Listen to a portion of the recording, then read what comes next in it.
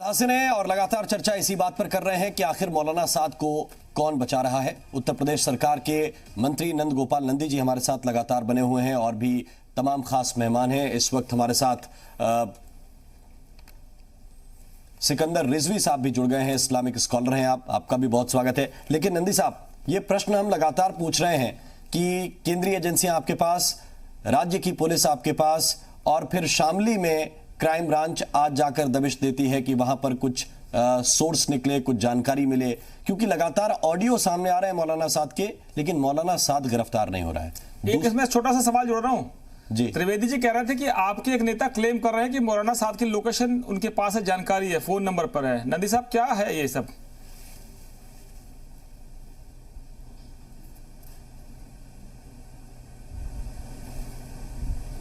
नंदी साहब हमको सुन पा रहे हैं क्या?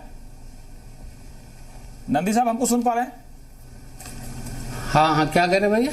नंदी जी, हम सवाल ये पूछ रहे हैं, सुन रहे हैं। हमारे सहयोगी ने पहले सवाल पूछा, वो सुनिए पहले आप। सवाल यही है नंदी साहब कि जो मौलाना साद है, क्या वो कोई इतनी बड़ी चीज है या उसके पीछे कोई इतना बड़ा इंटेलिजेंस उसका काम कर रहा है कि जिसके सामने आपकी इंटेलिजेंस, यूपी की पुलिस, दिल्ली की पुलिस सब नाकाम है? और इसी में एक छोटा सा हिस्सा जुड़ा हुआ राजेंद्र त्रिवेदी जी का। उन्होंने थोड़ी देर पहले कहा था कि आपके एक प्रवक्ता राष्ट्रीय चैनल पर यह दावा कर रहे थे कि मौलाना साद का फोन नंबर उनके पास है और वो जानते हैं कि वो कहां है। अब ये कितना सच है वो खुद ही बता देंगे। भाई दिलीप जी, आवाज आ नहीं रही आपकी। आवाज को जरा ठीक करवाइए, आवाज को ठीक कराइए, क्योंकि नंदी जी की आवाज पूरे यूपी में जाना बहुत जरूरी है। त्रिवेदी जी, आप जो बोल रहे थे वो जरा बताइए एक बार फिर से, शायद नंदी जी सुन लें। क्या कह रहे थे आप? जी त्रिवेदी जी बोलिए। आप नाम नहीं लेना चाह रहे थे, लेकिन आप फिर से तो ले लीजिए ना, क्या दिक्कत है? आपको रिपीट कर दे रहा हूं। अरे ले लीजिए नाम, चैनल का नाम मत लीजिएगा। चैनल आपका, दिक्कत नहीं। आपका चैनल जो है जी उत्तर प्रदेश उत्तराखंड है, सुनिए, इसका नाम लीजिए आप। सुनिए, हम तो, हमारा तो चैनल यही है जी, हम इसी का सम्मान करते हैं। जी बताइए, नंदी जी सुन रहे हैं आपको। नलिन कोहली जी ने, सुनिए, नाम ले रहा हूं जी, ये बताया कि नंबर होने से क्या होता है। सुनिए, नंबर तो अब सुन लीजिए पूरी बात हमारी। और इसके अलावा एसएस रंधावा दिल्ली पुलिस के प्रवक्ता ने भी बताया था कि फला नगर में वो है। तो जब है नगर में, इनकी बातों पर आप कहाँ जा रहे हैं? ये कुछ भी बोल देंगे, ये कुछ भी बोल देंगे। ये त्रिवेदी जी है, अरे महा झूठे हैं ये। पता रहता है। नंदी जी से जवाब लेते हैं, क्या है जरा नंदी जी से जवाब ले लेते हैं। नंदी जी से दोनों लोग रुकिए। समीर जी, समीर जी, त्रिवेदी जी, पार्टी क्या बोलती है ये भी इनको नहीं पता रहता। समीर जी, समीर जी, आदरणीय संपादक जी, समीर जी और त्रिवेदी जी जरा रुक जाइए, रुक जाइए। मंत्री जी से जवाब लेंगे। नंदी जी आप सुन रहे हैं, हम ये कह रहे हैं कि मौलाना साद तक आपकी पुलिस क्यों नहीं पहुंच पा रही है? एक मिनट रुकिए समीर जी, एक बार भी समीर जी, समीर जी, सबसे पहले समीर जी मेरी बात सुनिए। 72 चूहा खा के बिल्ली चली हज करने, उनको समीर जी, समीर जी रुक जाइए, नंदी जी को जवाब। धर्म में बांट रहे हैं। त्रिवेदी जी रुकिए, प्लीज रुकिए, प्लीज रुकिए। को करना है और मौलाना साद को करना है। अरे उनको भी रोकिए। ये इससे क्या होगा? समीर जी जरा रुक जाइए, नंदी जी को जवाब देने दीजिए। नंदी जी सरकार के मंत्री हैं भाई, वो अल्पसंख्यक कल्याण मंत्री, जरा उनकी बात जनता सुनना चाहती है। नंदी जी बताइए।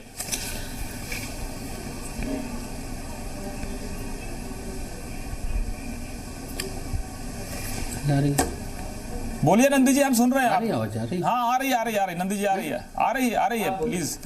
प्लीज बोलिए। देखिए, मैं यही कहना चाहता हूं कि इस देश के यशस्वी प्रधानमंत्री जी ने अगर सबका साथ, सबका विकास और सबका विश्वास कहा, माननीय प्रधानमंत्री जी 130 करोड़ जनता के बारे में चर्चा करते हैं, सोचते हैं, उनको सुरक्षित देखना चाहते हैं, उनको सुरक्षित रखना चाहते हैं। माननीय मुख्यमंत्री जी 23 करोड़ जनता के लिए कार्य कर रहे हैं। तो कहीं भी इस तरह की बातें नहीं आती है लेकिन अगर आज पूरे देश में जो छोटा बच्चा है जानकारी राजनीति की नहीं रखता, किसी पार्टी की भी जानकारी नहीं रखता, या कोई आम इंसान है, पूछने जाएंगे तो सब लोग कहेंगे कि बहुत अच्छा कंट्रोल हो रहा था, तबलीगी जमात के लोगों ने ऐसा कर दिया इसलिए ऐसा इस तरह से हो गया। लेकिन मैं आपसे यही कहना चाहता हूं कि हम इसको जाति धर्म मजहब के चश्मे से नहीं देखते। 1507 लोग कोरोना पॉजिटिव जो आए हैं उसमें से 938 तबलीगी जमात के हैं। तो इससे आप अंदाजा लगा, उत्तर प्रदेश सरकार लगातार कार्रवाई कर रही है और लगातार ऐसे जो भी संक्रमित लोग हैं, कहीं छिपे हैं, कहीं छिपाए गए हैं, तो उनके खिलाफ कठोर कार्रवाई कर रही है। कैप्टन साहब, सिकंदर रिजवी साहब, बताइए, आप बताइए कैसा लग रहा है सब सुन के? ये देखिए, एक सबसे बड़ी चीज है जो मैं ये कहना चाह रहा हूं, हम बहस कर रहे हैं राष्ट्रीय स्तर के ऊपर इस समय। ये खाली उत्तर प्रदेश से जुड़ा ये समाचार, ये बहस नहीं। सबसे बड़ी चीज है कि देश के प्रधानमंत्री माननीय आदरणीय श्री मोदी जी ने फैसला जब लिया था लॉकडाउन का, पहले 1 दिन का ट्रायल हुआ और उसके बाद पूरे 21 दिन का लॉकडाउन हुआ। 130 करोड़ की हमारी जनता, 130 करोड़ की जनता है और इतना बड़ा फैसला लेना किसी प्रधानमंत्री का, ये बहुत बड़ी बात है। इस 70-72 साल के इतिहास में आज तक ऐसा कोई प्रधानमंत्री नहीं आया जिसने 130 करोड़ की आबादी या उससे पहले जो भी आबादी रही हो उसको स्टैंड स्टिल कर दिया, सड़कें सूनी कर दी, रास्ते बंद कर दिए, रेलवे लाइन, पहली बार इतिहास में हमारी रेल ने चलना बंद किया, हमारे हवाई जहाज नहीं उड़े। ये समझिए कि इस लॉकडाउन के अंदर पूरी दुनिया के अंदर मिसाइल कायम करी है और वो प्रधानमंत्री के एक शब्द ने, एक स्पीच में सारी भारत की जनता को, उसमें सभी लोग शामिल हैं, उसमें सारे वर्ग के लोग शामिल हैं, सभी संप्रदाय के लोग शामिल हैं। लेकिन मौलाना साहब देखिए, कैप्टन साहब मेरी बात तो सुनिए। आप कह रहे हैं 130 करोड़, कैप्टन साहब 130 करोड़ लोग तो सुन रहे हैं, तो ये कहां से आ गए? फिर साथ साहब अलग है, उससे मरकज अलग है, उसके अलग है क्या ये लोग? इरफान जी आ रहे हैं। इन लोगों ने पहले तो अपनी संख्या छुपाई, दिल्ली के एडमिनिस्ट्रेशन को उन्होंने बताया था हम 1000 हैं। जब उस रात में उनका छापा डाला गया तो 1000 पहले निकल चुके थे, उसमें से 2300 सुबह निकाले गए और हमारे एनएसए साहब गए थे इससे बात करने के लिए, ये सुनने को राजी नहीं थे। ये कुछ भी इतिहास है, ये तो इतिहास है कैप्टन साहब। भविष्य क्या होगा? कोरोना फैल रहा है, भविष्य क्या होगा? फैल रहा है तो ये जाके जो छुप रहे हैं, ये मौलाना साथ छुपे हैं, जो उनके गुर्गे छुपे, चाहे उनके चेले छुपे हैं। पहली बात तो ये तबलीग को कोई मानता ही नहीं है, सारे विरोध कर रहे हैं, सारे मतीन खान साहब, कैप्टन साहब कह रहे हैं कि तबलीग को कोई नहीं मानता है और आप तो कह रहे हैं कि हिंदू मुसलमान में बंटवारा कर रही है बीजेपी या उनके प्रवक्ता या आरएसएस। वो ये कह रहे हैं कैप्टन साहब कि कोई नहीं मानता उनको, आप क्यों मानते हैं इतना साथ साहब को? देखिए, आपके अभी आप ही के चैनल के माध्यम से दिलीप जी ये बात आई कि मौलाना साहब जो हैं 24 दिनों से फरार है, ठीक है जी। 28 मार्च को अजीत डोभाल जी मिले हैं उनसे और उसके बाद वो 14 दिन क्वारंटाइन में रहे हैं। फिर जब से और अब तक के आप देख लीजिए कहाँ से 24 दिन हो रहे हैं, कब से वो फरारी काट रहे हैं। ये क्या प्रोपेगेंडा किया जा रहा है? आप उनके प्रवक्ता हैं मतीन साहब, प्रोपेगेंडा किया जा रहा है। मतीन साहब, आप उनके, मतीन साहब पहले मेरी बात सुनिए, मेरी बात सुनिए। आप स्विमिंग जानते हैं? वही तो मैं कह रहा हूँ आपसे, वही तो मैं कह रहा हूँ, आप गलत बोल रहे हैं। फिर स्विमिंग पूल होना अपराध है क्या? मतीन खान साहब, एक मौलाना का इस लेविश अंदाज में रहना आपत्तिजनक है। आप धर्मगुरु हैं, आप स्विमिंग पूल में और आप बड़ी बड़ी गाड़ियों में घूम रहे हैं। कौन से धर्मगुरु है भाई? मौत बांट रहे हैं आप? किस तरह के धर्मगुरु हैं? अरे गरीब जनता को मौत बांटते हैं, तबलीगियों को, जमात के लोगों को मौत बांटते हैं। आप लग्जरी गाड़ियों में चलते हैं, आप बड़े बड़े फार्म हाउस में रहते हैं, लग्जरी का पूरा जीवन जी रहे हैं। आप किस तरह की शिक्षा दे रहे हैं धर्म की? अरे किस तरह की धर्म की शिक्षा दे रहे हैं आप? निकाल दिया था, यही तो है। कोई नहीं मानता, देवबंद वालों ने निकाल दिया था। ये कल्ट उन्होंने बना दिया है, एक संप्रदाय भी नहीं है, ये कल्ट बन की गया है। वजह से झारखंड के अंदर जो है वो मुस्लिम महिला को जो है हॉस्पिटल में मारा गया है, उनको पीटा गया है। इसी की वजह से जो है लोग जो है मारे। अरे आप तो मौलाना साहब की निंदा नहीं करने के लिए तैयार है के अंदर आप उनके प्रवक्ता की तरह बर्ताव कर रहे हैं। हॉस्पिटल के लोगों ने इश्तेहार दिया, यही है दुष्प्रचार है, ये दुष्प्रचार रुकना चाहिए। और जैसा कि नंदी जी ने कहा था अभी, जरा लीजिए नंदी जी आप बताइए, नंदी जी जब तक नहीं निकलेगा। नंदी जी आपके बगल में बैठे हुए कैप्टन कह रहे हैं कि तबलीगियों को कोई मानता नहीं है। एक सेकंड रुक जाइए, मतीन खान साहब रुकिए, मतीन खान साहब रुकिए, नंदी जी को जरा सुन लीजिए। नंदी जी कह रहा हूं मैं कि ये कह रहे हैं कैप्टन साहब कि ये जो मौलाना साद है इनको कोई मानता नहीं है, फालतू में इन पे इतना माहौल बनाया जा रहा है। मतीन खान साहब उनके प्रवक्ता बने हुए हैं। अरे जिस मौलाना साद के पास तबलीगी जमात के मुखिया होने के नाते इतनी बड़ी निजामुद्दीन मरकज है, सब इलीगल है, विदेशों से पैसा आ रहा है, स्विमिंग पूल बने हुए हैं, 22 बीघे में फार्म हाउस है, बड़ी बड़ी लग्जरी गाड़ियां हैं, कौन सा धर्म, कौन से गुरु, कौन सा प्रचार, मौत बांट रहे हो आप कोरोना के नाम पे। नंदी जी आप बताइए, आपकी पुलिस, आपकी सरकार, आपका प्रशासन, आपकी ईडी, आपकी सीबीआई, आपकी इंटेलिजेंस कहां फेल हो रही है? नंदी जी, नंदी जी कहां फेल हो रही है पूरी इंटेलिजेंस आपकी? फेल नहीं हो रही है, उनके खिलाफ कठोर कोई फेल नहीं हो रहा है, उनके खिलाफ कठोर कार्रवाई होगी और वो छिप रहे हैं। और कहां तक छिपेंगे, आज नहीं कल उनको सामने आना पड़ेगा और वो पकड़े जाएंगे। और मैं ये कहना चाहता हूं कि मतीन जी को भी, आप लोग समाज को शिक्षा दीजिए, समाज को बताइए। इस तरह से कहने से समाज में जिस तरह की बात मौलाना साद साहब रख रहे हैं, अगर आप भी उसी तरह से रखेंगे तो ये तो अच्छा नहीं है। समाज के लोगों को, अगर हमारे प्रधानमंत्री जी ने कहा कि एक हाथ में उनके कुरान हो तो एक हाथ में लैपटॉप हो, उनके बच्चे भी डॉक्टर बने, इंजीनियर बने, हम पढ़ाने की बात करते हैं, हम उन्हें आगे बढ़ाने की बात करते हैं, उन्हें आधुनिक शिक्षा देने की बात करते हैं। तो आप तो कम से कम अगर टेलीविजन पर आकर के आप टीवी के सामने बैठ करके उनके प्रवक्ता की तरह बात मत करिए, जिसको पूरा देश, मैं तो ये समझता हूँ हिंदुस्तान में रहने वाला जो हिंदुस्तानी मुस्लिम है वो भी उनको नहीं मानता और उनको उनके खिलाफ या उनके पक्ष में नहीं है। कितने सारे लोगों ने आकर के टीवी में, मैंने बहुत सारी डिबेट सुनी, सब उनके खिलाफ बोल रहे हैं और आप उनके प्रवक्ता बन के बात। नंदी जी आप तो मंत्री हैं, अल्पसंख्यक कल्याण विभाग के मंत्री हैं, अल्पसंख्यक समुदाय से जुड़े हुए लोग आपसे संपर्क में रहते हैं, उनके चाहे वो नेता हो, चाहे उनसे जुड़े हुए तमाम एनजीओज हो या वो स्कॉलर हैं, आपके बगल में ही बैठे हुए हैं कैप्टन साहब, वो कह रहे हैं कि हम तो मानते नहीं हैं। तो मैं पूछ रहा हूं कि आपके पास ग्राउंड से फीडबैक क्या आ रहा है? उनमें डर नहीं है कि तबलीगी जमात वाले आएंगे और हमको जो है कोरोना बांट के चले जाएंगे?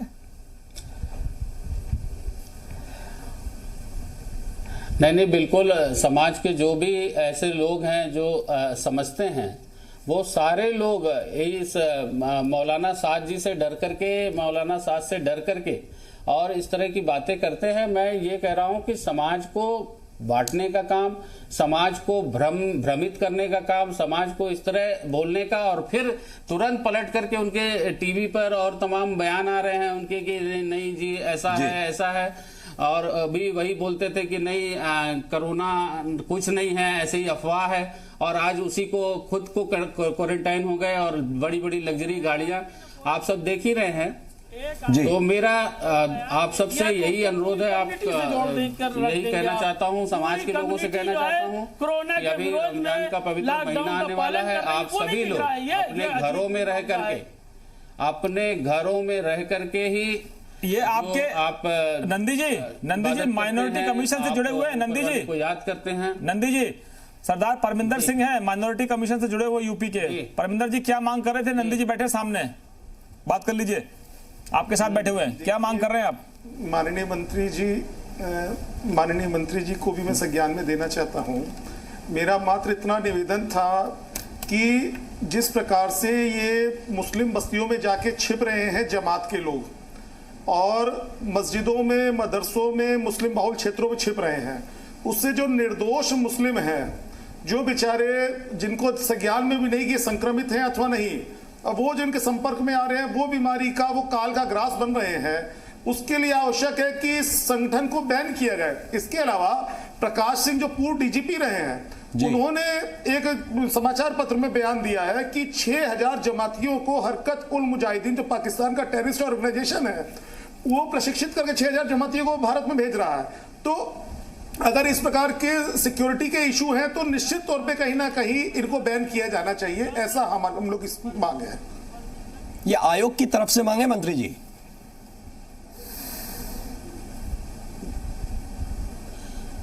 देखिए, हम यही कह रहे हैं कि पूरी तबलीग प्रदेश जमात को सरकार करके आप इस तरह का भ्रम न कोई पैदा भी करें। संक्रमण को एक फैलाने का आदमी काम को आप करेगा, जो है कोई वो भी करके उसको छिपाने की पूरी- कोशिश करेगा तो पूरी उसके तबलीगी खिलाफ जमात को आप कार्रवाई नहीं खड़ा करने कर में सकते। कहीं पीछे नहीं एक हटेगी। और आपने देखा जिस तरह से मुरादाबाद की घटना हुई, जिस तरह से कल अलीगढ़ में पथराव हुआ, तो मैं केवल यही कहना चाहता हूं कि कोई भी इस तरह का अगर कानून में हाथ लेने का काम करेगा तो उसके खिलाफ कठोर से कठोर कार्रवाई करने में सरकार पीछे नहीं होगी। नंदी जी, पटियाला में तो कानून के हाथ काट लिए, एक एएसआई का हाथ काट दिया। वो एक धर्म विशेष से जुड़े हुए हैं, किसी से जुड़े हुए, हमसे उसका कोई मतलब नहीं है। हम कह रहे हैं सोच बदलो, देश बदलो, अपना हीरो बदलो। हमारे तो नए हीरो यही हैं, डॉक्टर हैं, पुलिस वाले हैं, उनका हाथ काट लिया जाता है, डॉक्टरों पर चापड़ से हमला किया जाता है, तलवार चलाई जाती है, उन पर पत्थर फेंके जाते हैं, उनको दौड़ा के मारा जाता है। एक तस्वीर वो भी जहाँ फूल भी फेंके जाते हैं, एक तस्वीर वो भी है जहाँ हिंदू वृद्ध महिला का अंतिम संस्कार मुस्लिम समुदाय के लोग करते हैं। तो हम कह रहे हैं कि कुछ लोग खराब हैं, उनको तो दुरुस्त करना आपकी जिम्मेदारी ना, सरकार तो आपकी है, डंडे आपके पास है, पुलिस आपके पास है, प्रशासन आपके पास है, ईडी सीबीआई आपके पास है, तो ठीक कौन करेगा? जी जी, बिल्कुल सबको जिस तरह से भी कोई भी कानून को हाथ में लेने का काम करेगा तो उसके खिलाफ कार्रवाई होगी, और कोई भी चाहे कोई भी हो। आपके ऊपर भी तो कई बार हमले हो चुके हैं बम से, और आपके ऊपर भी अटैक हो चुके हैं, तो आप समझ सकते हैं कि ऐसी परिस्थितियों में जी रहे हैं लोग सब बेचारे।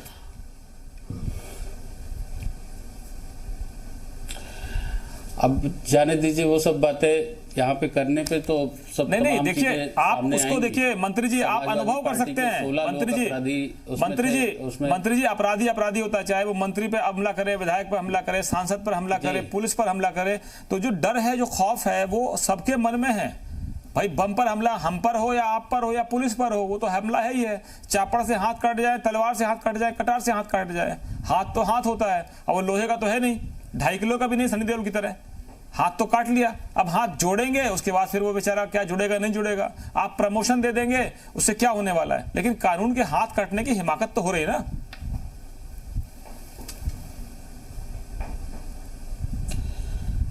देखिए, उत्तर प्रदेश में कोई भी अगर इस तरह की हिमाकत करेगा तो उसको कानून के दायरे में रह करके जितनी कड़ी से कड़ी कार्रवाई हो सकती है, कड़ी कार्रवाई करने में कभी भी माननीय मुख्यमंत्री जी ने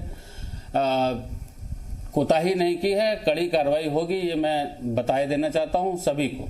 त्रिवेदी जी, मंत्री जी ने आश्वस्त किया है, अब तो आप आश्वस्त होंगे। त्रिवेदी जी, 3 वेदों को ज्ञाता हैं आप, चतुर्वेदी नहीं है, 4था वेद आप पढ़ेंगे अभी। हम पहले से ही कहते आ रहे हैं, सुनिए, रूल ऑफ लॉ, कानून का राज है। सर्वप्रथम हम योगी जी के पिता, स्वर्गवासी पिता की आत्मा की शांति के लिए भगवान बाबा विश्वनाथ से कामना करते हैं जी। और कुछ सुझाव भी हमारे हैं जी। रैपिड किट जो है 37 लाख, उसकी व्यवस्था में विलंब हो रहा है। और एक सुझाव है आपके मानी राष्ट्रीय चैनल के माध्यम से, आपका चैनल भारत में नहीं विदेश में भी, यूपी उत्तराखंड भी देखा जाता है, आपके संज्ञान में हम दे दें जी। तो है निवेदन हमारा कि अगर कहीं से ये महसूस न हो कि हम वाराणसी को बिलोंग करते हैं, माननीय प्रधानमंत्री जी का शहर है, यहाँ हो क्या रहा है, राशन बट गया, राशन बांट कौन रहा है? पता लगा कि महामना मंडल अध्यक्ष बीएचयू के पास के उनके घर हजारों की भीड़ एकत्र हो गई। इधर पता लगा काशी विश्वनाथ मंडल पर्ची ले लेके अपने हाथ से लग रहा है कि कहना पड़ रहा है कि शीशे की अदालत में पत्थर की गवाही है और कातिल लुटेरा और कातिल सिपाही है। पर्ची लेके नंदी जी, राशन कार्ड की दुकानों पर भेजते रहे। नंदी जी, क्या है भैया? ये लेखपाल है, मजिस्ट्रेट है, ये क्या है? नंदी जी, त्रिवेदी जी रुक जाइए, त्रिवेदी जी रुक जाइए, त्रिवेदी जी जिस तरह से एक बार रुक जाइए त्रिवेदी जी। जिस तरह से अगर ये बात गलत गलत निकल गई तो आज राज्य से जिस तरह संन्यास ले लूंगा। मैं मंडल का अखबारों में समाचार देखिए, ये सरासर केवल ये त्रिवेदी जी जरा सुन लीजिए, केवल समाजवादी पार्टी यहाँ पर बैठ करके भी राजनीति करना चाहिए। त्रिवेदी जी रुकिए, केवल राजनीति करने के लिए आप इस तरह की बात मत करिए। आप जा करके जमीन पर देखने का काम करिए। बिल्कुल सही बात, आप जमीन पर जा करके देखने का काम करिए, बिना जाति धर्म मजहब के भेदभाव के बिना कुछ भी पूछे। आपकी सरकार में पूछ करके पहचान के दिया जाने का काम किया जाता था। आज देश के प्रधानमंत्री जी ने जो किया है इस देश के लिए, 130 करोड़ जनता के लिए, आज पूरी दुनिया उसको कॉपी कर रही है। माननीय मुख्यमंत्री जी ने जो किया है, आज देश के मुख्यमंत्री उसको कॉपी कर रहे हैं। योगी मॉडल के नाम पर जाने जाना लगा पूरे देश में, चाहे हॉट स्पॉट रहा हो, चाहे राशन की होम डिलीवरी रही हो, एक जगह एक लोगों को पहुंचाने का काम किया जा रहा है। त्रिवेदी जी रुक जाइए, त्रिवेदी जी शांत रहिए, त्रिवेदी जी शांत रहिए, त्रिवेदी जी शांत रहिए। कुछ याद आ रहा है? त्रिवेदी जी बाबा विश्वनाथ की नगरी से आते हैं, बाबा विश्वनाथ की नगरी से आते हैं, जरा सबको सुन लीजिए ना, क्योंकि वहां का प्रसाद सबको मिलता है। जरा नंदी जी को सुन लीजिए। नंदी जी ये कह रहे हैं कि नंदी जी जरा आखिरी टिप्पणी। तो अपनी बात नहीं कहे। त्रिवेदी जी आपने बहुत बढ़िया कहा है, आपकी बात हमको सुनानी पड़ेगी और सबको सुननी पड़ेगी, लेकिन अब जरा नंदी जी को सुन लीजिए। आप जवाब तो लीजिए, जरा जो आपने आरोप लगाया उसमें जवाब ले लीजिए। जी नंदी जी बताइए। देखिए त्रिवेदी जी, आपको अपने शासनकाल या अपनी जो शासन रहे हैं वही याद आ रहा है, या उस तरह से बात जिसमें केवल ढूंढ करके कि कौन यादव है उसको शेर पढ़ दीजिएगा, उसको त्रिवेदी जी वो शेर आखिरी में जरूर पढ़ दीजिएगा। यहाँ पर इतने शेर आपने तो पढ़ा था, वो सुना दीजिए, शेर पढ़ दीजिए त्रिवेदी जी। हमारी सरकार ने देने का काम किया बिना त्रिवेदी जी का शेर सुन लीजिए। भेदभाव के एक तरफ से जो भी मानक में जिसको जरूरत है। मंत्री जी जरा एक बार त्रिवेदी जी का शेर सुन लीजिए। निंदक नियर राखिए, आज देश के प्रधानमंत्री नंदी जी विपक्ष का सुनना चाहिए, क्योंकि निंदक नियर राखिए आंगन फूटी छवाए, बिन पानी बिन साबुना निर्बल करे सवाए। आखिरी शेर सुनाइए जरा त्रिवेदी जी शेर सुनाइए। आप एक शेर सुना दीजिए जो आपने लास्ट में कहा था, अभी वो लास्ट लाइन सुन नहीं पाए, आप जरा आखिरी लाइन सुनाइएगा। ये जो अभी हो रहा है जी, नहीं राशन, अरे वो आखिरी में जो आपने बोला था, कहीं से नहीं हुआ राशन पर। अरे महाराज आखिरी में जो बोला था त्रिवेदी जी आखिरी शेर सुनाइए। जुल्मी सुनिए सर जी, माननीय संपादक जी, जुल्मी जितना जुल्म करेगा सत्ता के हथियारों से, और चप्पा चप्पा कांप उठेगा इनकलाब के नाम। ये आपने दूसरा बोल दिया, आपने दूसरा बोल दिया। अब समीर सिंह जी जवाब देंगे, आप समीर सिंह जी जवाब देंगे। समीर सिंह जी जवाब दीजिए। चप्पा चप्पा बोल उठेगा, आप बोलिए समीर जी। संपादक समीर जी को बोलने दीजिए आप। दिलीप जी, समीर जी बोलिए। त्रिवेदी जी झूठ, पहला आप पूछ रहे थे, पहला भी ले लीजिए। आप पहला ले लीजिए, फिर बोलिए। इनको शीशे की अदालत में, चुप करा दीजिए। शीशे की अदालत में पत्थर की गवाही है, और कातिल ही लुटेरा है और कातिल ही सिपाही है। बोलिए समीर जी। कातिल ही लुटेरा है, कातिल ही सिपाही है, फिर नंदी जी बोलेंगे। सरकार में था ये। नहीं दिलीप जी ये इनकी सरकार में अखिलेश यादव कातिल थे, और आजम खां और शिवपाल यादव लुटेरे थे। नंदी जी आप बोलिए। नंदी जी आप बोलिए, क्या कह रहे हैं आप? नंदी जी आप क्या कह रहे हैं, आप बताइए। करते थे 100 सुनार की एक लोहार की, आखिरी करते थे। समीर जी 100 सुनार की एक लोहार की, जरा मंत्री जी को बोलने दीजिए। मंत्री जी बताइए। जो बात बनारस की कही, समीर जी रुकिए ना जरा। समीर जी, अरे आपका पक्ष मंत्री जी रखेंगे ना। समीर जी रुक जाइए। अरे त्रिवेदी जी रुकिए जरा। मंत्री जी की आखिरी बात, मंत्री जी बताइए। 100 सुनार की एक लोहार की बताइए। त्रिवेदी जी, मैं यही बताना चाह रहा हूं कि आपको अपना शासनकाल, अपनी चीजें याद आ रही है कि कातिल ही लुटेरा था, कातिल ही सिपाही है। ये आप अपनी शासनकाल या अपनी बात को याद कर रहे हैं।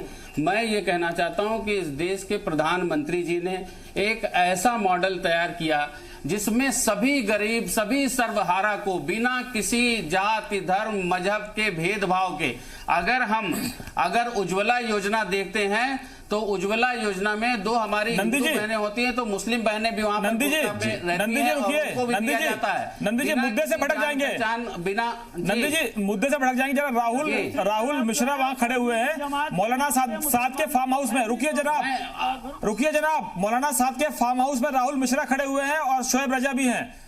हमारे हिंदू मुस्लिम रिपोर्टर्स की जोड़ी देखिए जरा, एक तरफ रजा साहब, एक तरफ मिश्रा जी हैं। पंडित जी बताइए क्या जानकारी आपके पास, कुछ नई जानकारी आई?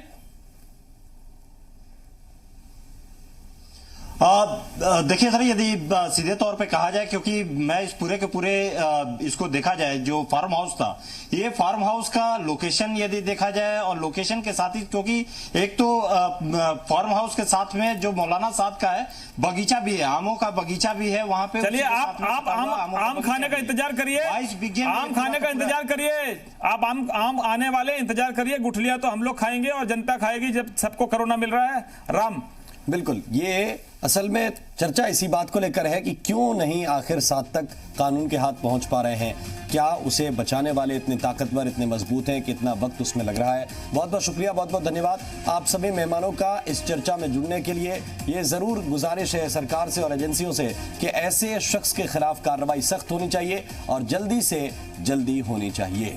इसी के साथ इस खास पेशकश में अभी के लिए बस इतना ही। नमस्कार।